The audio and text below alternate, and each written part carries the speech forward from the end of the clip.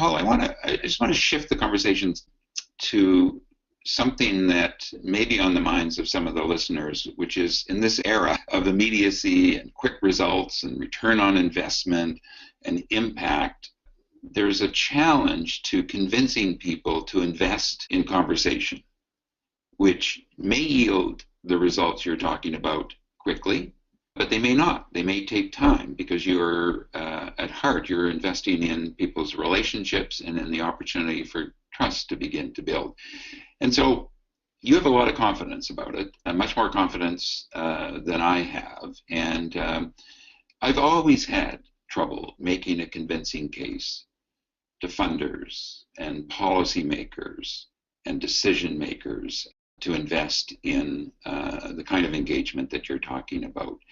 Are there one or two very practical arguments that we can rely on? I mean, aside from the anecdotes and the examples, what have you found effective to get to the heart of the matter with the very good people who allocate money or who are responsible for public policy?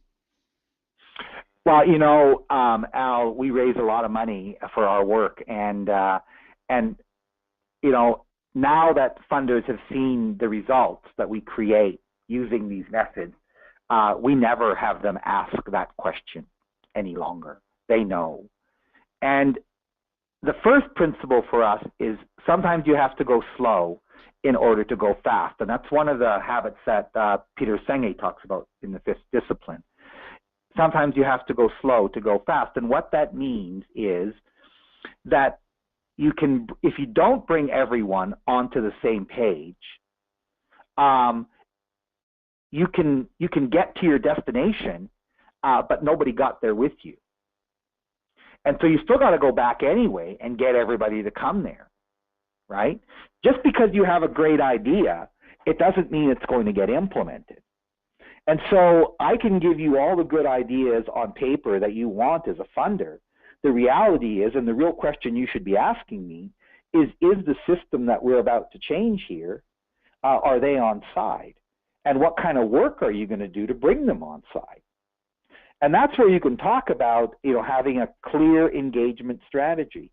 You can talk about the collective impact work and why collective impact has shown us over and over again that to have a common agenda and share measurement system are absolutely critical in terms of us having mutually reinforcing activities.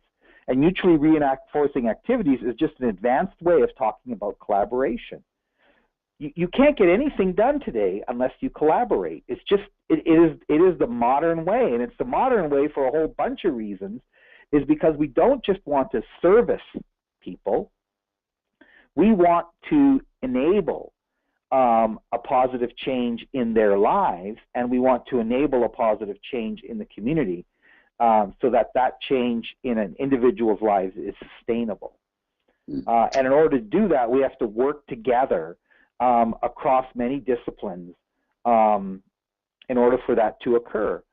And so, number one is that we got to bring everybody on the same page, and that means having a common agenda and a collective impact, and in doing that, our collaboration is going to be far more effective.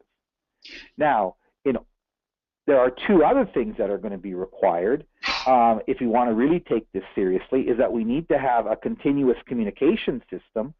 And that doesn't just mean a newsletter. That means where the system is really dialoguing and talking, and there are strategies put into place for that dialoguing to be ongoing, that it's positive sharing and good sharing of data, good sharing of information.